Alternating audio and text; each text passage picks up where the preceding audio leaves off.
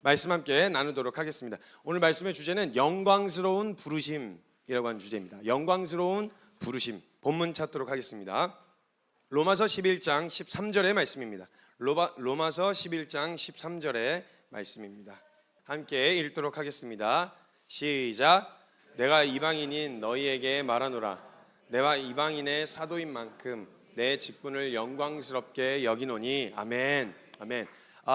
결론부터 찍고 가겠습니다. 결론부터 찍고 가면 여러분 어떤 일이든 성경을 근거로 봤을 때 하나님이 보시는 관점으로 봤을 때 좋은 일, 나쁜 일 혹은 귀한 일, 천한 일 이런 건 없습니다. 영광스러운 일은 없습니다. 영광스러우신 분이 맡기신 일은 있어도 영광스러운 일은 없습니다. 그 일 자체가 중요한 게 아니라 누가 그 일을 시켰고 누가 그 일을 맡기셨냐, 이게 중요한 거지 그 어떤 일에 대한 영역이 아니라는 거예요. 이 부르심이 아니라면, 그리고 이 결론이 아니라면 직업에 귀천이 있는 게 맞겠죠. 우리가 하는 일에 귀천이 있는 게 맞을 겁니다. 성경에서 말하는 성경적 관점에서 하나님이 액수의 크고 작음을 보시거나 그 사람의 능력의 크고 작음을 기준으로 쓰시거나 쓰시지 않았다면 직업에는 귀천이 있는 게 맞습니다. 그리고 우리가 흔히 쓰임받는 크게 쓰임받는다, 작게 쓰임받는다라는 말이 성립이 됩니다. 예수님이 사람들을 찾으시고 하나님이 성경 가운데서 쓰셨던 성경 인물들이 그 기준으로 뽑으셨던 거라면 그럼 직업에 귀천이 있는 게 맞고 그렇게 쓰임받지 못하는 건 하나님께도 버림받은 게 맞습니다. 근데 성경을 아무리 눈 씻고 찾아봐도 하나님이 그러한 기준으로 보시거나 일을 맡기시거나 쓰신 흔적이 전혀 나와 있질 않아요.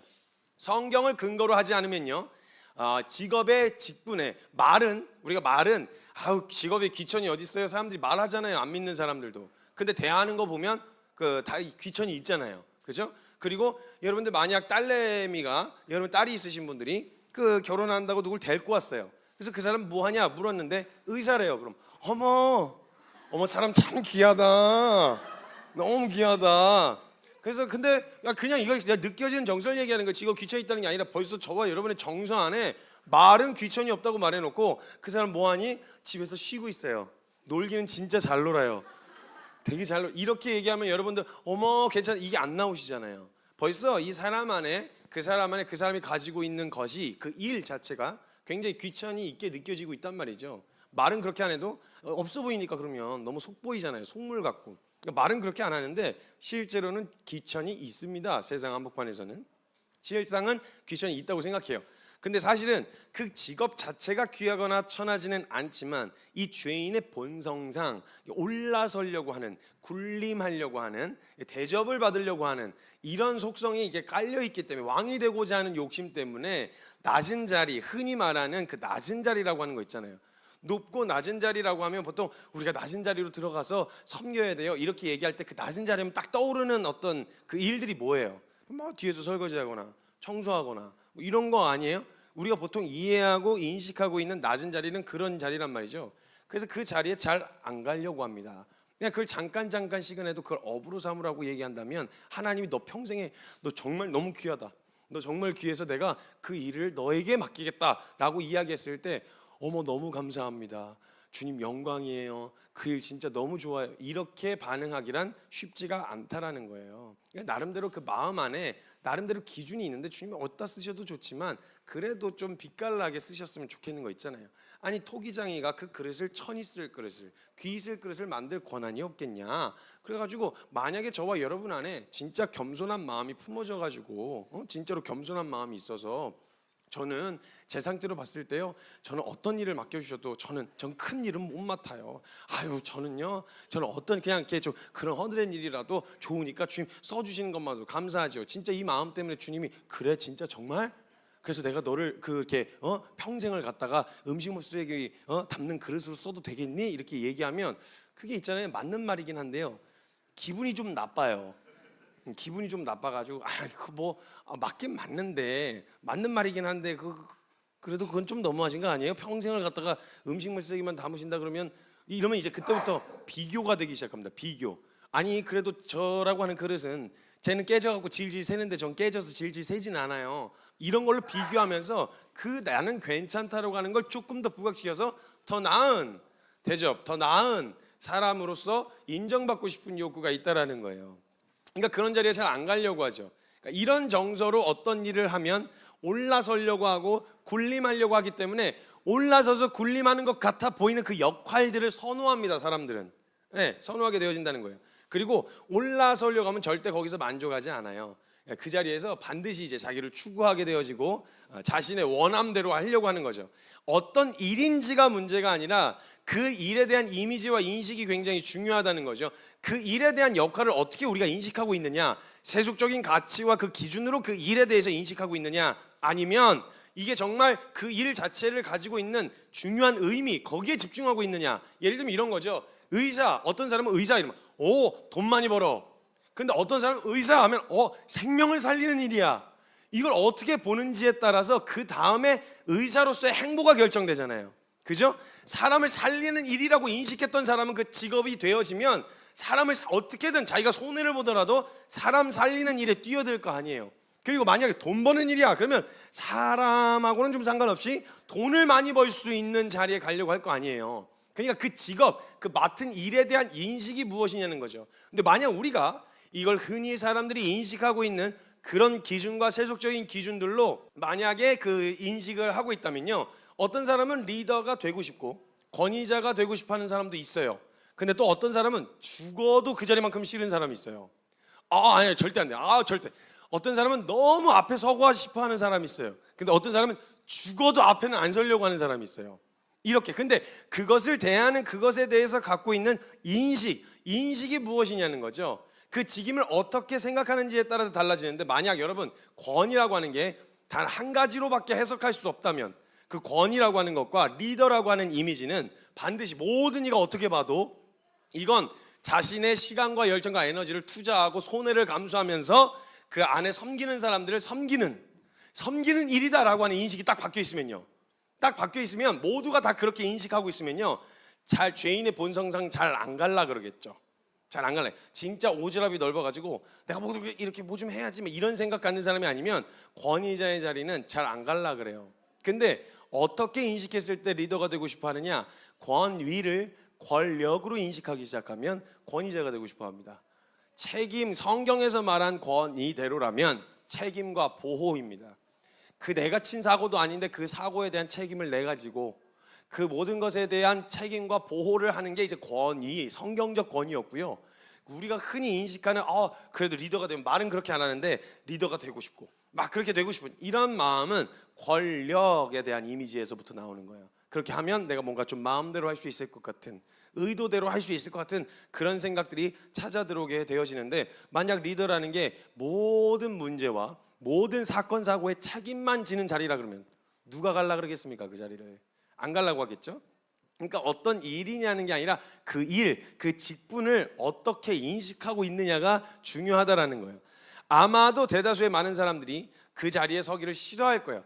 책임감 강하고 진짜 오지랖 넓은 사람이 아니라면, 진짜 이게 나쁜 의미로 오지랖이 아니라 진짜 그런 게 아니라면 정말 부담스럽고 정말 서고 싶지 않은 자리가 될 거란 말이에요. 그래서 보통은 이제 서양 선교사님들을 보면요, 선교단체에 서양 선교사님들 계신 단체는 서양 선교사님들 안 하려고 그래요, 그 리더를. 왜냐하면 선교사들이 새로 들어오면 그때부터 집 알아봐주고 뭐 다 쫓아다니면서 다 해야 되거든요. 언어가 안 되니까 필드 리더들은 잘 안 하려고 그래요, 리더를. 근데 그 필드에 가면요, 국제적인 선교단체에서도 희한하게 그 필드의 리더를 맡고 계신 분들 보면 죄다 한국 분이세요. 대부분 한국 분들이 이게 그 완장 차는 걸 좀 좋아하셔가지고 뭐 그런 마음 때문은 아니겠죠. 섬김과 또 이런 것 때문이겠지만 당연히 막 이웃 같은 그런 정서 있잖아요. 막 우리 팀 막 이거다 이런 정서 때문에 그런 거겠지만 희한하게 한국 선교사님들이 필드 리더인 경우가 굉장히 많더라고요. 어찌됐건 그런 이미지와 그런 인식들을 가지고 있으면 쉽지 않단 말이죠. 근데 누군가에게는 권위가 권력으로 인식하고 있는 사람에게는 무슨 수를 써서라도 꿰차고 싶은 자리이겠죠. 거짓말을 하든 어떤 수단과 방법을 가리지 않고 그 자리를 꿰차려고 할 거란 말이에요. 쟁취하고 싶은 일이 되어진다는 거죠. 때로는 또 좋은 마음으로 시작했다가 권위가 권력이 되는 경우도 있죠. 그러니 무슨 일이냐, 어떤 직분이냐가 중요한 게 아니라, 직분이라고 하는 건 내가 지금 맡고 있는 일, 내가 뭐 선교사냐 아니면 뭐 직장인이냐 아니면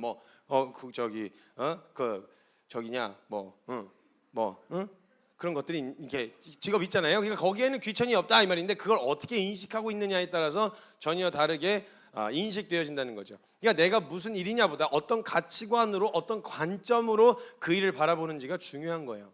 만약 우리의 관점이 많은 사람들이 인정해주고 존경해주는 것이 좋고 그게 그 인정, 사람들의 인정과 평판이 좋고 나쁜 일의 기준이 되는 거라면 이를 바라보는 관점 또한 그렇겠죠. 많은 사람들이 찾아주고 많은 사람들이 인정해주고 많은 사람들이 박수 쳐주는 그 일이 내게는 좋은 일, 사람들의 관심이 없는 곳, 그런 관련된 일들은 나에겐 별로 좋지 않은 일, 이렇게 인식되어질 거란 말이에요. 그러니까 우리가 만약에 진짜 그런 관점이 아니라 하나님의 관점, 우리의 가치관이 사람들이 알아주든 말든 인정하든 아니든 박수를 치든 말든 상관없이 하나님 보시기에 좋은 일이라면 좋은 것이다, 이런 관점으로 만약 보게 되어진다면 그 다음부터 그 일은 우리의 관점, 이 눈꺼풀에 눈에 있는 이 비닐이 딱 벗겨지기 전에는 그것이 귀천이 보이거든요. 말은 그렇게 안 해도. 근데 이 비닐이 딱 벗겨지는 순간 그 다음부터는 그 일에 대한 영역이 중요한 게 아니라는 거예요. 그 일을 바라보는 관점이 달라지기 때문에 전혀 중요하지 않게 되어진다는 거예요. 여러분, 오늘 고백했던 이 사도 바울의 정체성, 사도 바울이 그 오늘 읽었던 본문 말씀에 보면 이방인의 사도라고 부른단 말이죠. 자신의 정체성에 대해서 이야기하고 자신의 직임과 직분에 대해서 이야기하는데요. 여러분, 이게 우리가 이방인의 사도로 부르심을 받아가지고 그렇게 사역을 하는구나, 귀하다, 이렇게만 보고 말 일이 아니에요. 왜냐하면 사도 바울이 골통 중에 골통 유대인이었거든요. 골통 중에 골통 유대. 이 말 자체를 유대인들의 발작 버튼이 있어요. 뒤에 한 번 더 얘기할 텐데 발작 버튼이 있어요. 누르면 경계하는, 이방인하고 싸잡아서 이야기할 때 그러면 완전히 발작을 해버려요. 내가 아무리 들어오도 쟤네랑 같이 비교하면서 같이 동급으로 취급하지만 발작 버튼이었거든요. 근데 유대인 중에 유대인이 사도 바울이에요. 사울이었어요. 사도 바울 이전의 사울. 근데 그 사울이 지금 이 고백을 한다는 건요, 이거 완전히 달라진 거 아니고선 180도 바뀌었다는 증거예요. 이거는 예수 만났다는 증거고, 그게 아니고선 절대 그럴 수가 없었는데, 그때 사도 바울이 사울이었을 때에 그가 어떤 교육을 받고 자랐냐면 가말리엘이라고 하는 그 아주 유명한 그 이제 이스라엘 문화 안에서 율법 교사가 있어요. 그러니까 그 문화 안에 그러니까 거기서 받는 교육에 들어가서 봤는데, 거기 들어갈 수 있는 자격 조건이 뭐냐면요, 14살까지 토라를 달달 외워야 돼요. 토시 하나 빼놓지 않고. 그게 입학 조건이에요. 들어갈 수 있는. 그리고 1년에 수많은 사람들이 이스라엘에서 지원하는데 거기 고작 들어갈 수 있는 사람, 한 해에 뽑히는 사람은 어떨 땐 2명, 어떨 땐 3명, 어떨 땐 20-30명, 이런 식으로 아주 적은 인원만 뽑혀서 들어가는 게 거기였어요. 근데 거기 사울이 뽑혀서 들어갔어요. 혈통으로도 완전히 정통 혈통이었고요. 그리고 그가 자라온 배경은 완전히 보수적인, 이스라엘의 완전 보수적인 그 교육을 받고 어려서부터 완전 토라를 달달 외웠다니까요. 그냥 어설픈 모태신앙이 아니었어요. 진짜 찐 레알 제대로 된 모태신앙이 사울이었어요. 사울. 근데 이 사울이 지금 이 고백한다는 건요, 문화 충격인 거예요. 문화 충격. 완전히 받아들여지지가 않아요. 그래서 그렇게 해서 율법을 막 지키려고 하는데, 유대인조차도 사울이 뭔가 한다고 하잖아요. 나서서 나와봐요, 내가 할게요, 이렇게 하면 다 길을 비켜주고 이렇게 할 정도로 사울이었을 때 카리스마가 어마어마했어요. 왜냐하면 실제로 거기서도 굉장히 우등생이었고, 우등생이라는 말은 율법을 진짜 처절하게 지켜가려고 몸부림쳤었던 인물이었기 때문에 주변 사람들도, 그 당시에 유대인들도 인정하는 사람이 바로 사울이었어요. 오죽했으면 대제사장의 권한을 받으셔서, 직접적 권한, 이건요 그때는 정치와 종교가 묶여 있었던 때라 정치 권력이 곧 종교의 권력이었고, 종교의 권력, 종교 지도자가 곧 정치 지도자였어요. 근데 거기에 특임을, 완전 권한을 받아가지고 그걸 들고 교회를 핍박하던 사람이 사울이었어요. 특별한 권한을 가지고 있었던 거예요. 대단한 인물이었단 말입니다. 대단한 인물. 그래서 이미 이 사도 바울은요, 예수님 만나서 바뀌기 전에 자신을 쳐서 복종시키는 이 일이 자신의 삶 가운데 굉장히 좀 친숙하고 익숙했었던 일이었어요. 뭔가 새롭게 뭔가 바꿔야지, 뭔가 달라, 이게 아니라 그냥 그 삶을 받아들이는 것 자체가, 예수 그리스도 대상만 바뀌고 그 모든 삶을 수용하는 것 자체가 이미 준비 세팅이 되어 있었던 사람이었어요. 그래서 그 복종시키는 훈련이 되어 있었는데, 열심히 있느냐 없느냐가 중요한 게 아니라 무엇을 향한 열심이었느냐가 중요한 거예요. 무엇을 위한, 무엇을 향한 열심이었는지가 중요한. 물론 열심도 사람 안에는 열심이라는 에너지가 있습니다. 있는데 그 쏟아낼 대상을 못 찾아서 그런 거죠. 항상 게으름이라고 하는 벽에 막혀가지고 쏟아내질 못하고 계속 거기 이렇게 머물러 있는데, 계속 머물러 있는 시간이 길어지면 그건 맞는 수밖에 없어요. 빠따지를 해야 돼요. 주님도 가끔은 게으르고 나태하고 고집은 꺾으시는데 한껏 하다가 지쳐서 쓰러진 사람을 쳐서 일으키지는 않으시더라고요. 성경을 볼 때도. 그러니까 그건 조심하셔야 돼요. 고집 부리거나 아니면 이제 게으르거나 나태한 건 이제 곧 있으면 내가 인식할 정도로 내가 나태한가? 내가 게으른가? 이런 생각이 찾아들었 건 왔다는 건 이제 매가 가까이 왔다는 거예요. 뭔가 싸한데 느낌이 뭔가 근처에 뭔가 있는 것 같은데 뭔가 싸한데 이제 매가 가까이 왔으니까 그때 얼른 맞기 전에 정신을 차리시는 것을 주님의 이름으로 축복하고 권면해 드리는 바입니다. 네, 그렇다는 거예요. 그래서 이 열심을 가지고 있었던 이 사도 바울은 특심이었는데, 열심이 특심이었는데 이 특심을 가지고 뭘 했냐? 교회를 핍박했습니다. 교회를. 그래서 그 열심으로 그 예수를 그리스도라고 인정하는, 예수가 있었던 그때는 실존했었던 인물이었으니까 예수에 대한 부정을 하라는 게 아니라, 예수가 어디 있어 이런 얘기가 아니라 예수를 메시아라고 말하지 말라는 거예요. 예수를 메시아라고 말하지 마라. 너네가 그걸 하는 순간 이스라엘의 정체성 통째로 흔들린다. 왜냐면 우리가 기다리고 있는 메시아, 그 율법을 근거하여 기다리고 있는 메시아가 있는데 예수가 메시아라 그러면 어떡하냐. 그리고 심지어 메시아라고 했는데 자기네들 손으로 못 박아버렸잖아요. 이건 큰일 나는 거예요. 그러니까 인정할 수가 없었고 그 열심으로 예수를 그리스도라고 말하고 고백하는 그리스도인들을 잡아 죽이기 시작했습니다. 핍박했어요. 엄청나게 핍박했어요. 그리고 그 모든 일에 앞장섰어요. 스데반 집사님 돌로 칠 때도 자기가 이 피값에 대한 책임을 지겠다 이래서 가장 앞서서 나서서 사람들이 옷을 거기다가 집어 던질 정도로 책임을 지는 아주 중요한 역할과 특심을 가진 사람이었었다는 거죠. 그리고 그 일을 맡은 걸 부끄러워하거나 죄책감 같은 걸 느끼지 않았어요. 오히려 영광스러워했어요. 내가 하겠습니다. 내가 잡아주겠습니다. 이게 이스라엘을 위한 일이라고 생각했고 하나님을 위한 일이라고 생각했어요. 그래서 이 사울은요, 그때 자랑스럽게 생각했어요. 혈통에 대한 이 자부심, 대단한 사람이었어요. 이 사람 혈통에 대한 자부심, 그리고 유대인으로서 걸어온 그 엘리트 코스, 이 모든 것을 부정하는 이야기가 뭐냐? 예수님이 외치시고 사도들이 외쳤던 이방인에게도 구원이 미칠 수 있고, 구원은 특정 누군가가 어떤 행위나 노력을 해서, 노력이나 혈통으로는 절대 받을 수 있는 구원이 아니라는 걸 이야기하는 예수님을 어떻게 인정합니까? 사울이 그렇게 살아왔는데 평생을 자기를 부정하는 일이었어요. 이스라엘을 부정하는 일이었고 절대 인정할 수가 없었어요. 그리고 스데반 집사님 돌로 치기도 했고요. 그렇게 살아오면서도 굉장한 자부심과 프라이드를 가지고 있었단 말이죠. 그러던 그가 다메섹 도상에서 예수님을 만나게 되어집니다. 사도행전 9장 3절에서 5절 말씀에 보면 예수님 만나는 장면이 나와요. 거기에 사울이 길을 가다가 다메섹에 가까이 이르렀으니 호련히 하늘로부터 빛이 하나 그를 둘러 비추는 거예요. 샤 하고 이렇게 빛이 둘러 비추는 거죠. 그래서 갑자기 그러니까 깜짝 놀라고 땅에 엎드려져서 들음에 소리가 들리는 거예요. 옆에서 귀 옆에다 대고 누가 소리를 지르는데 매가 가까이 온 거죠. 그래서 이제 거의 두들박게 생겼으니까 엎어져갖고 이러고 있는데 귀에다 대고 사울아 사울아 이렇게 부르신 거예요. 얼마나 무서웠겠어요. 그럼 진짜 무서운 거거든요. 이렇게 엎어져 있는데 누가 귀에다 대고 야 사울아 사울아 이러면 진짜 무서운 거예요. 그러니까 막 무서워가지고 벌벌 떨면서, 그때 당시에 어떤 영적인 존재를 만나면 죽는다는 인식이 있었어갖고 죽음의 두려움에 벌벌 떨었어요. 여러분도 그렇게 예수님 만나면 처음에 감격보다 무서우실걸요? 막 이래갖고 무서워갖고 벌벌 떨고 있는데 네가 어찌하여 나를 박해하느냐 핍박하느냐라고 이야기를 하시는 거예요. 그래서 누구시나이까?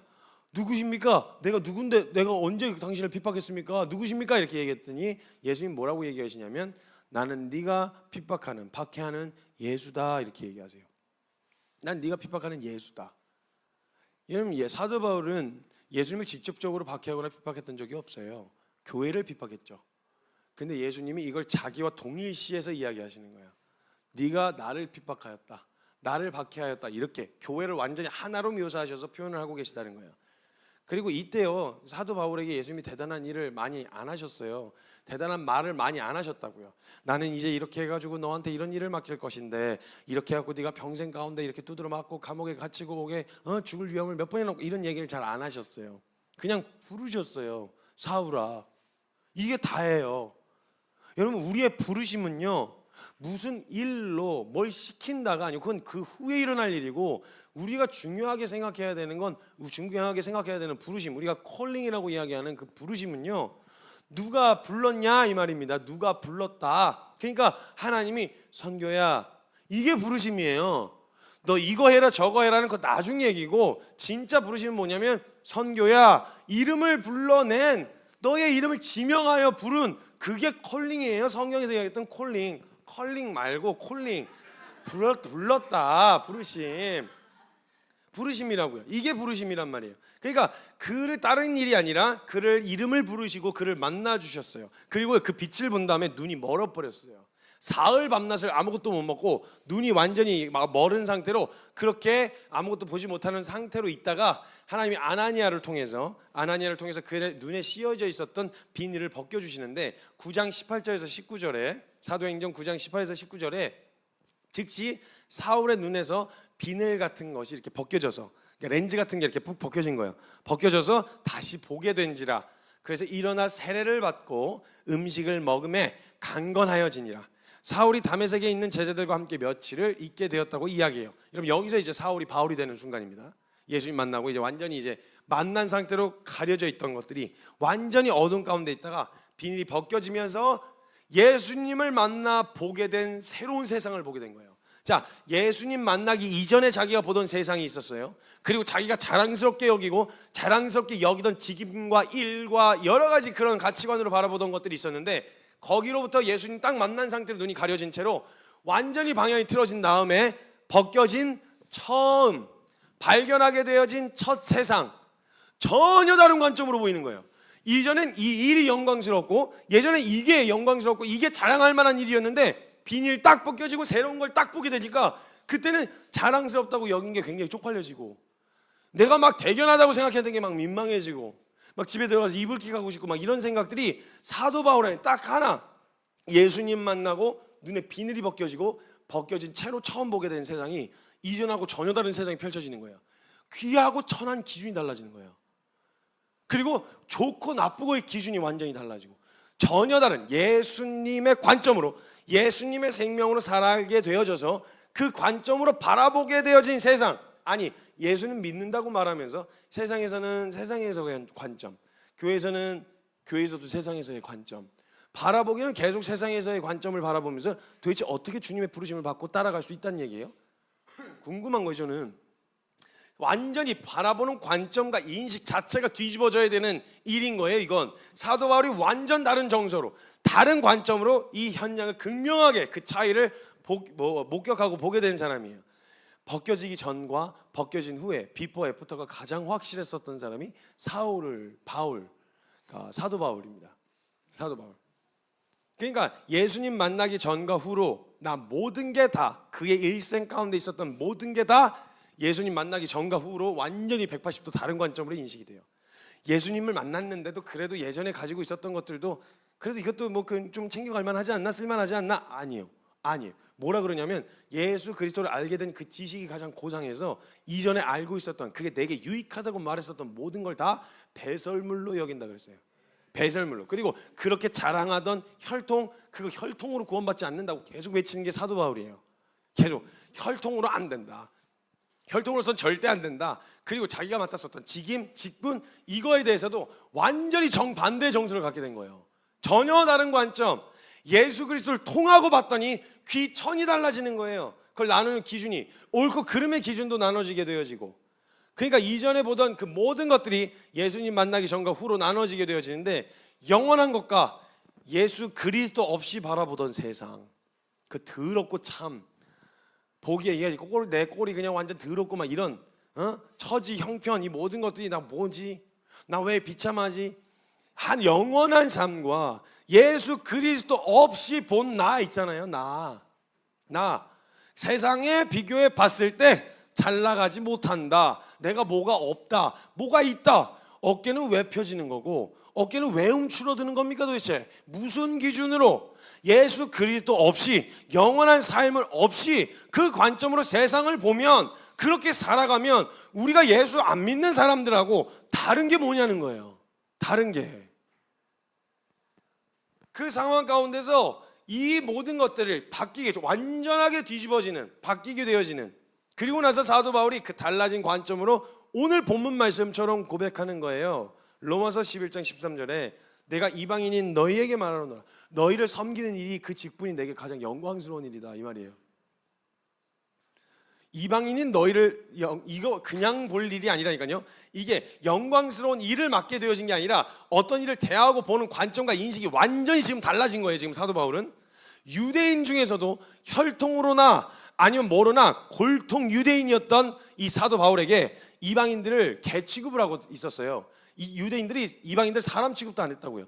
늘 말씀드리지만 제가 유대인이란 왜 자신들이 선민의식을 갖고 있었냐면 법이고 뭐고 기준도 없이 살던 그때 그 시대에 중구난방 자신들의 원한과 정욕대로 기준을 만들어 놓고 법이란 걸 나름대로 세워놨는데 그게 무슨 법이겠어요. 일관성도 없고 형평성도 없는 이 법. 그러니까 나라가 있으면 왕의 말이 법이고 그 제국이면 황제의 말이 법이고 부족이면 족장의 말이 법이었어요 그때 당시. 근데 그런 시대 한복판에서 이스라엘은 하나님의 철저한 그리고 너무 뚜렷한 공의의 기준으로 그걸 사회의 규범으로 정하고 살던 사람들이 이스라엘 백성들 굉장히 디테일했어요. 그 지켜내는 기준들이 그냥 우리가 알고 있었던 10계명 이 정도가 아니고 세부 조항들이 있었어요. 세부 조항. 구체적이고 실질적인. 그러니까 이 정도의 일관되고 통일성 있고 아주 이런 짱짱한 기준을 가지고 있는 나라가 없었단 말이에요. 그러니까 이스라엘 백성들이 봐도 자신들이 삶을 살아가는데 굉장히 정돈된, 굉장히 위생과 여러 가지 측면에서 굉장히 철저하게 그 가이드를 주셨거든요. 하나님이 율법에 근거하면. 그러니까 너무 막 사는 것 같은 거예요. 애들이 짐승처럼 사는 거예요 보기에도. 그래서 막 되게 혐오했어요 유대인들이. 거기 막 개 뭐 이렇게 그 어감이 좀 센데 개 같다, 강아지 같다. 진짜 그래서 개처럼 대했어요 사람들이. 사람 취급을 안 하고 개 취급을 했다고. 정말 이건 안 된다 이래갖고 막 혐오하던 사람들이 유대인들이었단 말이에요. 그러니까 주변에 얼마나 미움을 많이 받았겠어요. 역사 내내 오늘날까지 그냥 돌아다니면서 이스라엘 유대인들이 얼마나 시달리고 얼마나 주변 사람들이 싫어했는지 고난의 연속이에요. 이스라엘 역사는 지금까지 오늘날까지. 그러니까 이런 이방인을 개 취급하고 있었던 사람 중에서도 혈통으로나 뭐로나 빠지지 않는 가장 열심히 특심이었었던 이 사도 바울이 이 고백을 하니 이게 얼마나 파격적이냐고요. 이방인의 사도로 쓰임받는 게 나는 영광스럽다.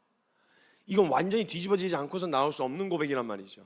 그래서 우리는 이방인 입장이니까 그렇게 해서 복음 듣게 돼서 감사한 입장이지만요, 그때 당시나 율법으로나 혈통으로나 내세울 것이 없었던 사도들에게조차 여러분 이방인에게 세례 주는 것도 의논을 해야 했었어요.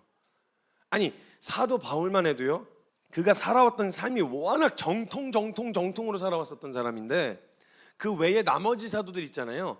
베드로 선배님 뭐 그렇게까지 그런 거 갖고 고민하실 분이 아니시거든요. 원래 이걸 세례를 줘야 돼 말아야 돼 이런 걸 고민하실 분이 아니에요. 왜냐면 자기도 뭐 이렇게 별로 이렇게 그냥 세속적인 관점으로 봤을 때 잘 나가시던 분이 아니었거든요. 그냥 그렇게 이렇게 실력도 별로 없는, 고기 잘 많이 못 잡는 어부였어요. 예수님 만났을 때나 나중에 부르심 받을 때도 고기 맨날 못 잡고 있었어요. 항상 잘 잡고 있던 날이 없었어요. 그래서 예수님도 그 오른편에다 던져라 이렇게 해가지고 잡히게 해주셨지 자기 스스로는 잘 못 잡으셨던 분이셨거든요. 근데 이분 정서도 그 정통 유대인으로서의 삶을 살았던 게 아닌데도 불구하고 베드로 선배님도 뭔가 이방인들에게 똑같이 의대를 흘려보내고 세례를 주고 뭔가 한다고? 괜찮나? 이런 생각이 찾아 들어올 정도로 그때 당시 이스라엘 백성들에게 이방인이라고 하면 그냥 사람도 아니었어요. 근데 그 중에 탑 오브 탑이었어요. 사도 바울은 유대인의 끝판왕이었거든요. 이 사람이 지금 이렇게 고백하는 건 이건 엄청난 파격적인 일인 거예요. 완전히 뒤집어진 고백이란 말이에요. 뼛속까지 유대인이었어요. 뼛속까지. 그리고 이 베드로가요 고넬료의 집에 머물면서 이방인에게도 세례를 베푼 걸 이 베풀게 된 게 그래도 되냐 이거를 회의하고 의논하려고 초대교회 그 교회 공의회에서 처음 모인 주제 안건이 이거였어요. 이방인들에게 세례 줘도 되냐, 이방인들에게 예수 그리스도를 전해도 되냐 마냐 이 얘기를 한 거였단 말이에요. 그 정도로 이제 그 심각한 주제였었고요. 그때 그 공의회를 통해 예루살렘 공의회 1차 예루살렘 공의회를 통해서 이방인들에게도 세례를 주고 복음을 전해도 된다. 이것을 통해서 그때부터 선교 활동이 활발하게 일어나기 시작했어요. 안 나갈 땐 주님이 교회를 흩으셔서라도 이제 전해지게 하셨거든요. 근데 이런 상황 가운데서 사도 바울이 이걸 인정한다는 건 그동안 자신이 믿고 있었던, 굳게 붙들고 있었던 모든 걸 다 부정하는 거였고, 자신의 정체성뿐만 아니라 가지고 있는 모든 기득권을 포기하는 것과 같은 거였어요. 그런 그가 그것을 받은 은혜 때문에 어쩔 수 없이 은혜 받았는데 야 가져가 이렇게 해서 준 게 아니고, 이방인들에게 복음을 증거하는데 전해주기는 너무너무 싫고 너무너무 짜증나고 인정하고 싶진 않은데, 내가 받은 사랑이 있으니까, 내가 받은 은혜가 있으니까 야 가져가 이러면서 떼어주는 거 말고, 진짜 여러분 이걸 감격했다니까요. 사도 바울이. 요나도 지난번에도 이야기했지만 이 요나가 하나님한테 개겼던 유일한 선지자예요. 하나님한테 바득바득 개겼어요. 그냥 바득바득 말만 하면 뭐야 뭐 죽여 막 이러면서 성경에서 그냥 막 죽이라고 개겼어요. 근데 이 요나도 그 정서였거든요. 유대인이었던 이 사람이 그 니느웨에 있는 사람들에게 가서 회개와 은혜의 기회가 주어지는 게 싫은 거예요. 그래서 도망갔다가 붙잡혀갖고 그것도 전하라고 하는데 마지못해서 전하거든요. 진짜 마지못해서. 사흘길이라 그래요. 사흘길이라 그러는데 거기를 하루 만에 돌았다니까. 진짜 마지못해서 40이 지나면 이 사람 많은데 뭐 40이 지나면 이러고 하루만 돌고 나온 거예요. 진짜 하기 싫었던 거예요, 요나가. 그러니까 이런 정서로 가서 이야기한 게 아니라, 지금 사도 바울은 그 중에 탑 오브 탑, 뼈속까지 유대인이었던 사도 바울이 지금 나는 이 이방인들을 섬기는 그 일이 나는 영광스럽다. 이게 제가 여러분 이 고백이 얼마나 뒤집어진 고백이라는 걸 알려드리려고 제가 앞서서 계속 이 정서를 설명하는 거예요. 진짜 난 죽어도 앞에는 못 서겠다는 사람이 앞에 나와서 서서 마이크 잡고 전 진짜 나오기 싫었는데 진짜 끌려 나왔습니다. 진짜 순종하는 마음 나왔는데요. 이게 아니라 제가 정말 그 제 원한과 상관없이 이 자리에 세워주신 것만, 저는 이 자리에 서 있다는 것만으로 하나님 영광입니다. 너무 감격입니다. 그러니까 이렇게 되는 거랑 똑같다는 거예요. 여러분 가장 싫어 하고 싶어 하지 않는 그 일 생각해 보세요. 그걸 말씀하셨으니까 어쩔 수 없이 해야지, 이게 아니라니까요. 가서 막 영광스럽게 감당하게 되어지는 이런 정서로 반응한 게 지금 오늘 본문 말씀 사도 바울의 고백이에요. 근데 유대인을 향해 갖고 있었던 인식과 정서가 뭐 바뀌었겠어요? 사실은 달라진 유대인에 대한 정서가 아니에요. 바울 자체가 변한 거예요. 존재가 뒤집어진 거라고요. 예수 그리스도와 영원한 삶 없이 보던 세상, 근데 그 예수 그리스도와 영원한 삶을 잊고 바라본 세상이 완전 달라지게 되어지는 거죠. 그리고 그 상황 가운데서 어쩔 수 없이 시켜서 순종하는 겁니다가 아니라 너무나도 영광스러운 직임이라고 지금 고백을 하고 있어요. 그리고 그는 그 복음을 선포하면서 오히려 거기에서 벗어나지 못하고 있었던 베드로를 책망했어요. 갈라디아서에서 외식하고 있었던. 그래서 유대인들이 막 이방인들하고 같이 막 식당, 죄인들하고 같이 밥을 먹고 이러니까 눈치 보고 외식하고 네 그렇죠 이렇게 비위 맞춰주다가 사도 바울 또 이 사람 그냥 이게 또 그냥 승질 이거 장난 아니에요. 이번 대단해요. 그 선배로 보면은 한참 선배이시잖아요. 그 베드로 선배님이. 근데 이분한테 가가지고 정신 안 차려? 응? 네가 어떤 사랑 받았는지 정신 안 차려? 이래갖고 내가 매우 그를 털어놓으라라고 갈라디아서에 적혀 있어요. 대단하신 분이셨어요. 이분 진짜 완전히 뒤집어졌는데 제대로 뒤집어져갖고 바울이 그래서 베드로가 그 얘기를 했으면 그림상 이해가 가는데 베드로가 그러고 바울이 가서 그 이야기를 했다니까요. 이게 외식을 하고 있어. 왜 거기 끌려다. 그리고 갈라디아서 내내 논쟁과 싸움이 뭐냐, 유대인들이 복음과 예수님을 믿었다고 말하면서도 다시 율법으로 들어가서 유대교 할례도 행하고 유대교를 따라야 된다, 거기에 입교를 해야 된다라고 주장하니까 이 사도 바울이 그렇게 거기서 평생을 살아왔던 사람인데, 평생을 그냥 14살에 그냥 토라 성경 달달 외웠던 이 사람이 그 다음에 아니다, 절대 아니다라고 이야기하면서 계속 강조하는 게 뭐냐, 율법의 행위로는 의롭다 하시면 얻을 육체가 없다. 이 얘기를 사도 바울이 하니까, 이걸 안 해본 사람이 만약에 공부를 하도 안 하던 사람이 야 공부 좀 해, 그럼 무슨 생각이 들어요? 니나 해, 니나 하라고, 이런 생각 안 들겠어요? 근데 거기 완전 정통했던 사람이 공부하라고 하면, 거기 완전 정통했던 사람이 그렇게 이야기를 하면 반대이구나, 반대 반대. 공부를 안 한 사람이 공부 안 해도 돼 이러면 그 인생 보면서 하고 싶지 않은 생각이 들 텐데, 진짜 공부한 사람이 그거 안 해도 되더라, 괜찮다 이렇게 이야기하면 그게 신뢰가 된단 말이에요. 그걸 완전히 뛰어들어 해봤던 사도 바울이 그걸로는 절대 안 된다 이야기하니까 그 말에 권위가 생기는 거예요. 권위가. 로마서 3장 9절에서 10절에 이렇게 이야기합니다. 그러면 어떠하냐? 우리는 나으냐? 결코 아니라. 유대인이나 헬라인이나 다 죄 아래에 있다고 우리가 이미 선언하였느니라. 기록된 바 의인은 없나니 하나도 없으며 라고 이야기해요. 이거 진짜 여러분, 이건 진짜 유대인의 발작 버튼이에요. 아까 말씀드렸던 것처럼 이거 눌렀다 그럼 난리 나요. 진짜 요즘 같은 시기에도 그래요. 요즘에도 유대인들이 거기 있는데, 유대인들 중에서 진짜 아직도 정통하는 유대인들 앞에서 돈급 취급하면요 난리 나요. 막 이게 그 성지, 예루살렘엔 성지가 있는데 그 성지를 세 개의 종교가 그 거기를 성지로 삼고 있어요. 우리가 지금 믿고 있는 개신교 성지이기도 하고요, 그리고 그 이슬람의 성지이기도 하고요, 유대교의 성지이기도 해요. 거기 아주 냉전이에요. 거기 무서운, 거기 잘못 들어가면 진짜 무서운 냉전이거든요. 물론 이제 팔레스타인하고 나눠져 있는 점이 있는데, 그 개신교인들이 들어가는 거기에는요 거의 유대교 사람들이 나오다가 이렇게 십자가 같은 거 메고 이렇게 올라가는 그런 퍼포먼스를 이렇게 한 번씩 해보는 성지 순례하러 간 사람들이 그렇게 하나 봐요. 침 뱉고 이래요. 올라가면 침 퇴퇴 뱉어요. 진짜 얼굴에다가. 그 정도로 아직까지도 그런 정서를 가지고 있는 곳이거든요. 그래서 이걸 같이 눌렀다, 이거 버튼을 눌러버렸다 이러면 그냥 죽는 거예요. 그때는 잘못 누르면. 베드로 같은 사람이 눌렀다 이러면 그냥 죽는 거예요. 그냥 붙잡혀서. 근데 이 발작 버튼을 자꾸 계속 눌러요. 뭐만 하면 자꾸 이 발작 버튼을 누르는 거예요. 그러니까 바울이 가는 데마다 소동이 일어나잖아요. 약간 벨트예요, 벨트. 어느 지역에 가든 띵동 눌러놓고 막 뛰어요. 그러면 막 저기서 발작 일어나요. 이방인이나 유대인이나 띵동 이러면서 계속 이 버튼을 계속 눌러요. 그 사도들 고생 많이 했단 말이에요. 사도 바울 때문에. 이걸 너무 다이렉트로 얘기하니까. 베드로는 눈치라도 봤는데 사도 바울 눈치 안 봤거든요. 그러니까 우리는 나으냐? 아니라.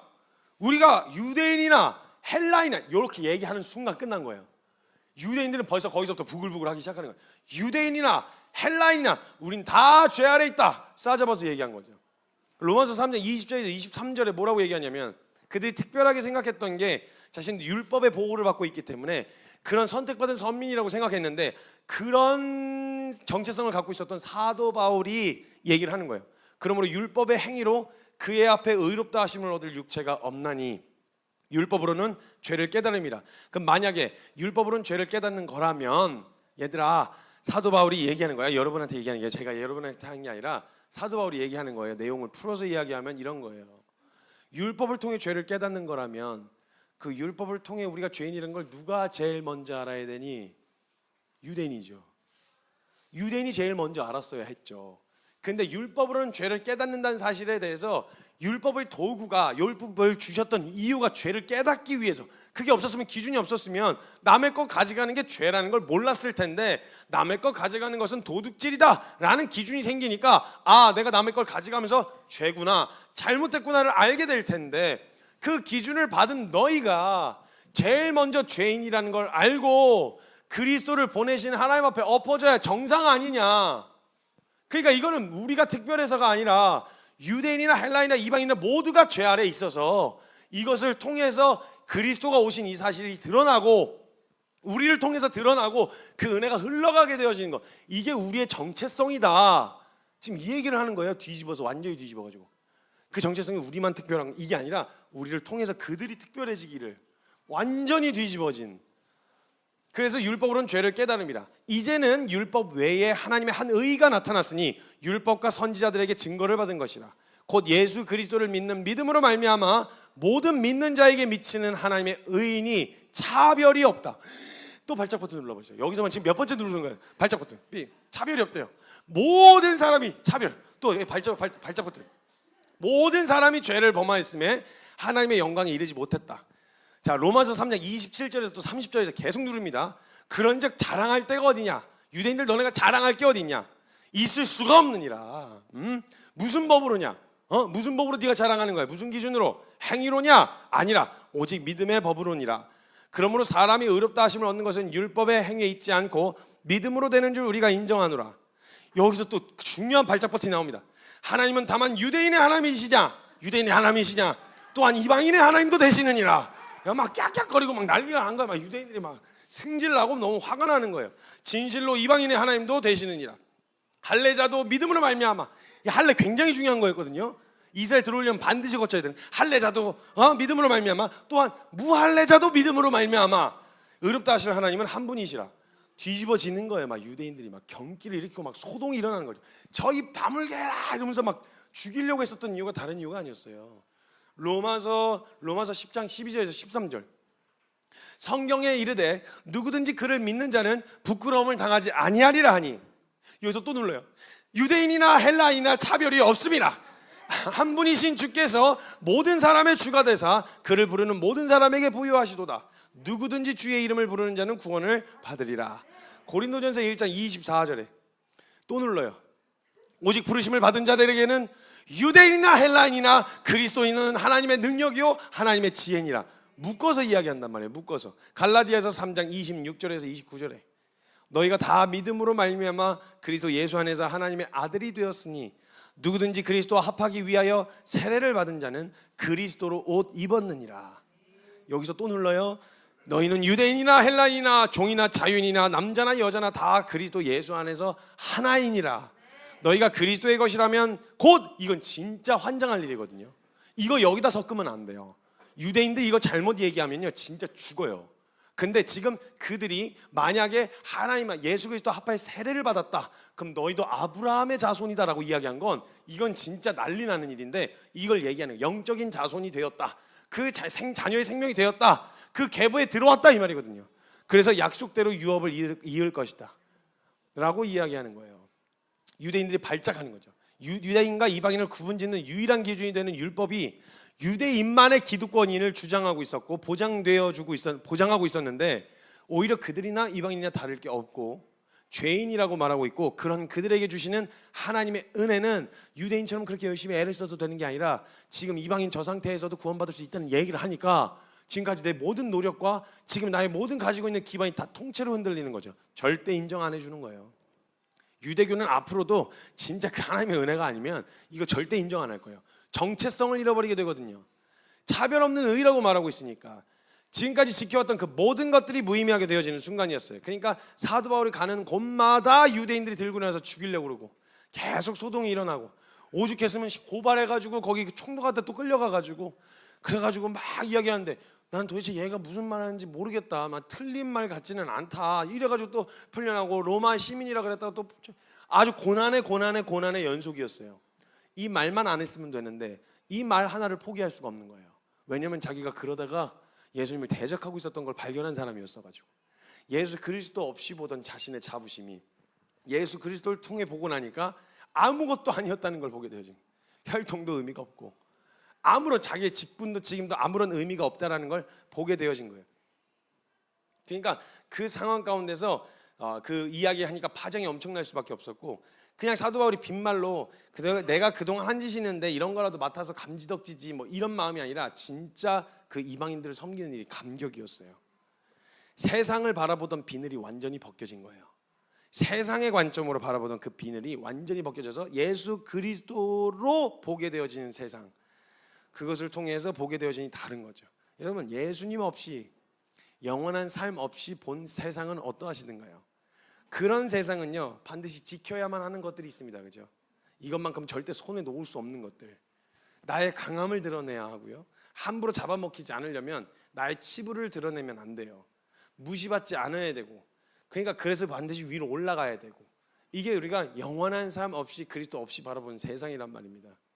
그런데 예수 그리스도를 만나고 눈에 비늘이 벗겨져서 바라보게 되어진 세상은 전혀 다른 거예요.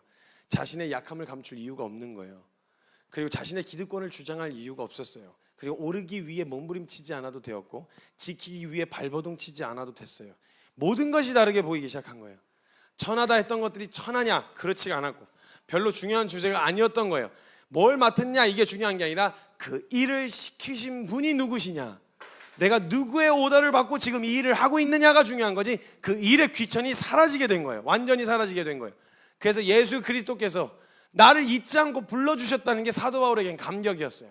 그러니까 사도 바울이 사울 일적에 이렇게 핍박하는 나 그냥 내치실 수도 있었는데 그 하나님이 다메섹 도상에서 만나주시면서 그때 뭐라고 얘기하시냐면 다른 엄청난 복음에 대한 내용에 대해 이야기하신 게 아니었어요.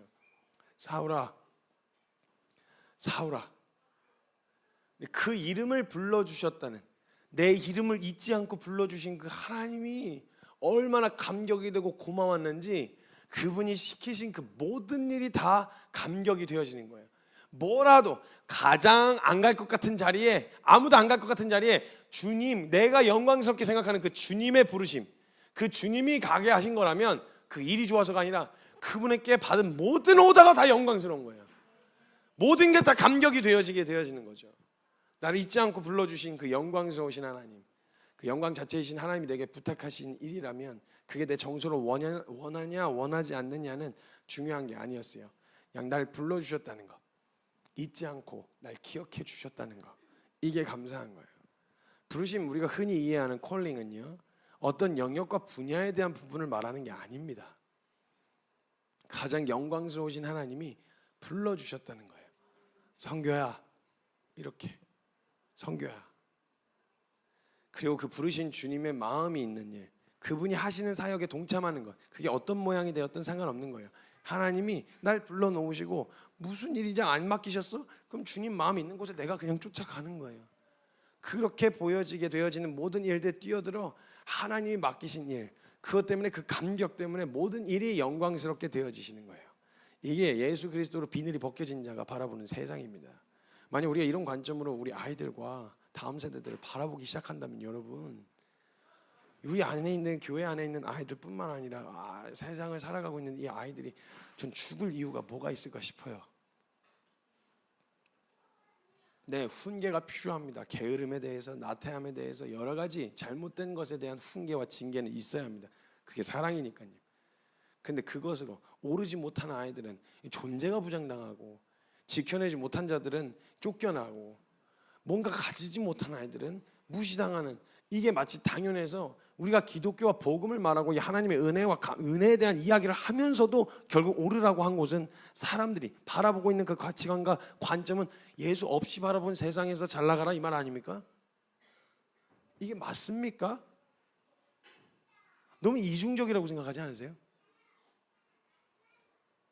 벗겨지려면 예수 그리스도 없이 보던 그 모든 비늘이 벗겨져서 이제는 예수 그리스도를 통해서 영원한 삶을 바라보는 삶으로서 바라보게 되어지는 이 세상을 바라보시고 가르치고 세우고 그들 진짜 그렇게 지지하는 이 일들이 저는 확실하게 일어나야 한다고 저는 믿습니다. 여러분, 이거에 대한 영역이 아니라면 이거 죄인 줄 알고 싸우셔야 돼요. 그런 관점이 아닌 정말 세속적인 가치로 그를 바라보려고 했었던 마음이라면 이건 정말 죄인 줄 알고 싸우는 그런 일이 일어날 때 이 교회 안에서부터 시작해서 하나님 정말 이 땅 가운데 보여주고 싶으셨던 세상이 다르게 보이는 아름다움과, 그리고 이 세상 가운데 말하는 높고 낮음이 전혀 다른, 완전 정반대잖아요. 세상의 높음이 하나님의 기준에 낮음이고, 우리가 세상의 기준에 낮음이 하나님 보시기에 높음이 되잖아요.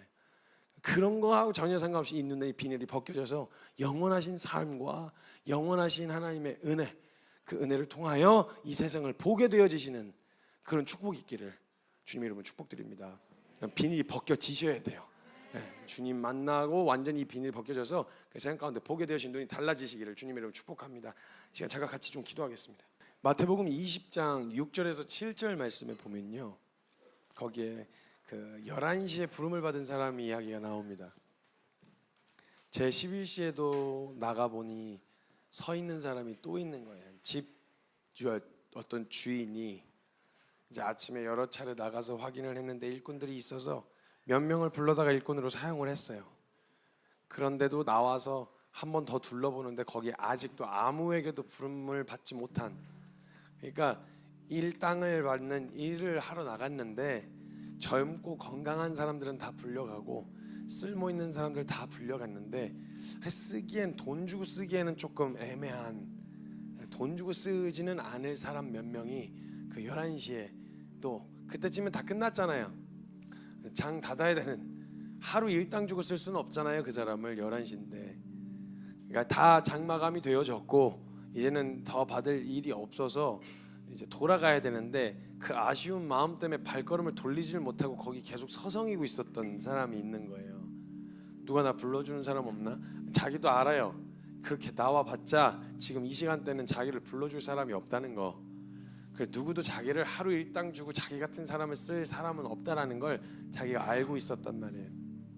그래서 돌아가면 되는데 일자리를 돈을 벌지 못하고 집에 돌아가는 이 가장의 이 어려움이 무게가 얼마나 쉽지 않았겠어요. 거기를 참 아쉬운 마음에 돌아가지를 못하고 거기서 그냥 서성이고 있었어요.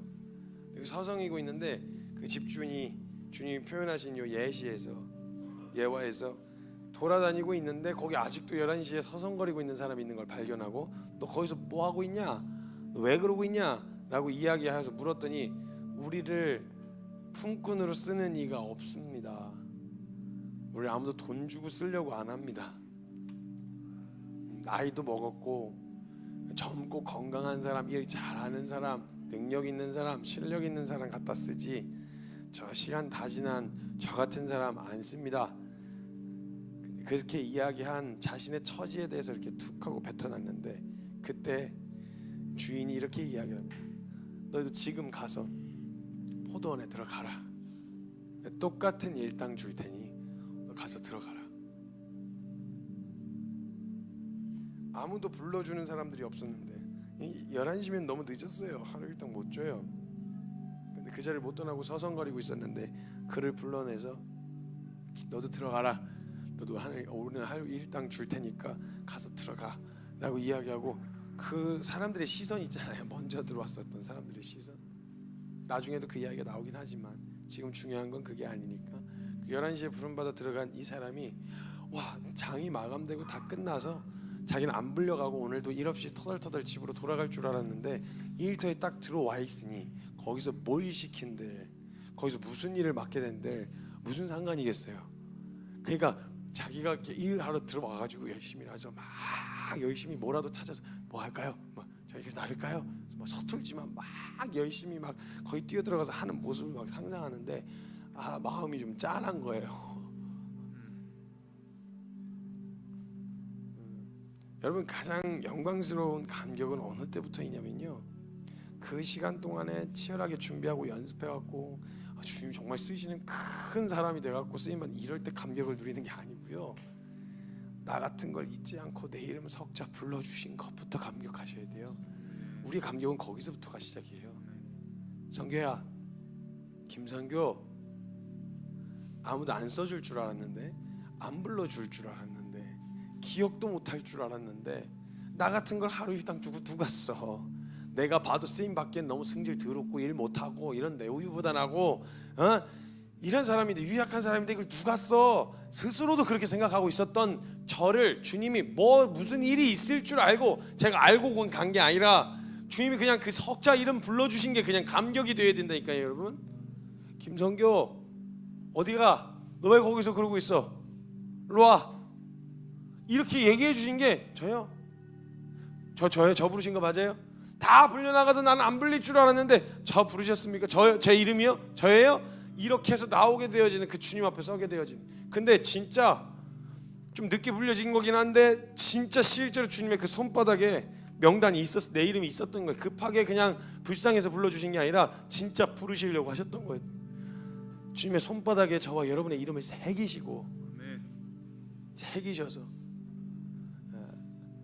때가 되면 정확한 때에 하나님의 그 정확한 때에 여러분을 불러 세우시는 그네 앞에 서시거들랑 무슨 일을 맡기시는지 궁금해하지도 마세요. 어떤 일을 맡기실지 궁금해하지도 마세요. 그 전능하신 하나님이 나 잊지 않고 내 이름 석자 불러주셨다는 것 자체가 그게 우리에게 감격이 됐어요. 하나님 저 불러주셨어요? 하나님 저요? 하나님 저 뭐든 상관없어요. 저 뭐라도 할게요. 그래서 늘 그 마음 잊지 않으려고 고백하려고 애쓰는 게 하나님 저 다시 돌아가서 노가다 했을 때처럼 평생 노가다 하다 죽으라 그러시면 예 하나님 영광 할렐루야입니다. 평생 설거지 하라 하셔도 청소하라 하셔도 예 그런 싸움이 있겠고 그런 어려움들이 인간적인 공격들이 있겠지만 아니요 전 믿음으로 주님 앞에 저에게 감격은 무슨 일 때문이 아니라 그 전능하신 주님이 날 잊지 않으시고 불러주셨다는 겁니다. 주님 감사합니다. 주님 모든 일이든 어떤 일이든 상관없습니다. 저 그 자리에 뛰어들어서 가장 영광스럽게 그 일을 감당할 수 있습니다. 이 마음 여러분 이 마음으로 주님 앞에 서셔야 돼요. 일단 여러분, 오늘 주님이 여러분을 부르실 거예요. 여러분의 석자, 이름 석자 불러가면서 부르실 거예요. 성규야, 김성규 부르실 때 다른 거, 그 뒤에 일어날 일들에 대한 부분은 내가 예상하는 것보다 훨씬 더 완전한 계획을 갖고 계신 분이세요. 그 부르심 앞에 우린 그냥 서는 거예요. 주님, 그 자리에 서겠습니다. 주님, 그 자리에 부르신 주님이 너무 영광스러우셔서 그 자리에 감격으로 서겠습니다 라고 하는 그 자리로 나아가기만 하면 됩니다. 이 시간 같이 기도할 때 우리 주님 앞에 좀 반응하실 수 있었으면 좋겠어요. 여러분을 부르시는 그 부르심 앞에 그냥 반응만 하세요. 네, 저 여기 있습니다. 하나님, 저 여기 있어요. 저 여기 있습니다. 하나님, 그 자리로 나아가겠습니다. 이렇게 주님 앞에 반응하는 시간이 되셨으면 좋겠습니다. 시간 같이 기도하실 때 여러분의 마음을 담아 주님을 간절하게 찾기 원하시는 분들은 간절하게, 또 잠잠히 주님 앞에 그 부르심 앞에 서기 원하시는 분들은 잠잠하게 각자의 고백으로 함께 기도하며 나아가도록 하겠습니다. 기도합시다. 오 하나님 감사합니다. 주님, 오 하나님 감사합니다. 하나님, 오 하나님, 주님 저희 이름 불러주셔서 감사합니다.